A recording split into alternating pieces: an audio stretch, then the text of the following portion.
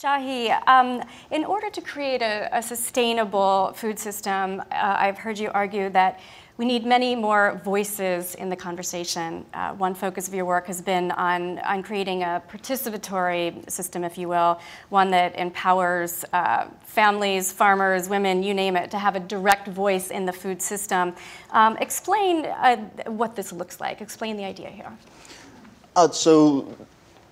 I think it's important to, when we start thinking about this question, think about what we're doing this for. What are we producing food for, agricultural innovations for? And it's for people. And if we think about how we get food to people, it's not just making more of it. And so if we think about what's been effective and the research that's already out there, it's very, very clear. Around 80% of the reduction in hunger in the past 40 years has not been related to increased productivity. It's been related to increase in women's rights, increase in women's education, health environment in terms of sanitation and safe water. And to some degree, I think we haven't done enough research to figure out the social movements that have pushed for these innovations. Wow, actually that's kind of stunning. Repeat that again, 80%. So we're talking, most people think in order to feed more mouths, we need to focus on production. Just repeat that point. So 80%, so the IFPRI, the Food Policy Research Institute, did a study in 2000, and they just came out with a new one 15 years later, confirming what they found before, that 80% of the reduction in hunger from the past 40 years is from non-production factors. It's from women's education, female equality, political equality, sanitation, a number of other factors. Actually, diversification of diets has also been one that the recent study found was really important. And if you look at South Asia, where a huge proportion of the reduction in hunger has come from, that number was 50% just for women's education and equality. And so if we just pay attention to production, we're missing the people part. We're missing almost all the important part of what we're trying to do.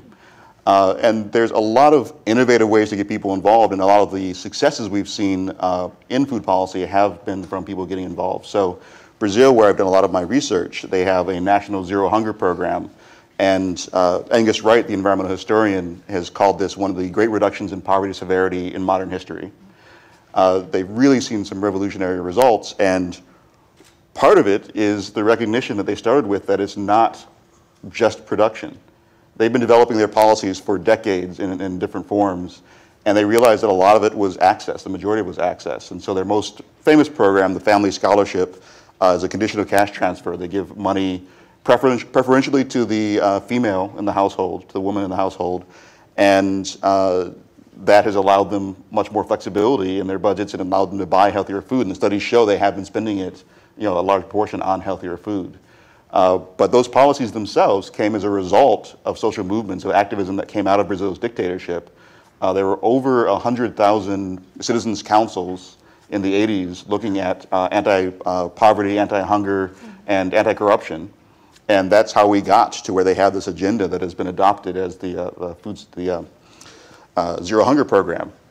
And it really is a manifestation of this term food sovereignty that's coming up more and more. It's about people being involved in those decisions themselves. And so just one other key element in Brazil nationally, but then also in Belo Horizonte, the city that sort of piloted these programs in the 1990s, they have food policy councils. They're called Conselho, but they guarantee 1/3 civil society representation, 1/3 government, and then a mix of other people at the table.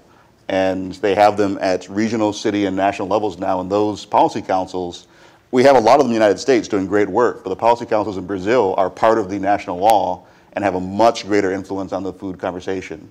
And they have people's voices in them. And in Belo Horizonte, when it first started, the most effective period, the first 10 years where they innovated tons of programs and reduced infant malnutrition by 40%, was when the head of that program, Maria Regina do Buco, was chairing the local food policy council, and she actively recruited people from all the communities and really made sure that voice was listened to. And everyone I talked to in the city office there says when she was in charge as well, that that same spirit was in the office. She really talked to everyone and really wanted to solicit all their feedback and their experiences from the community. And so at multiple levels, you had these voices in there. And so equity is really key, and having the voices present in the room. I like to say, I think there's a certain challenge, especially with those of us who are privileged, that we want to go and talk about these problems and deal with the policy and research. But that ends up being a sort of, if you build it, they will come approach. Whereas if you go where they are, they're right there. And I really think we need to think about new models, especially in research, of involving farmers. One farmer suggested to me just recently, why not hire farmers to serve on research review committees during the winter? Yes. And really redesign the way we do policy, and so have those voices there, not conveyed through other experts, not conveyed through me, but at the table themselves to really push the agenda forward. Excellent.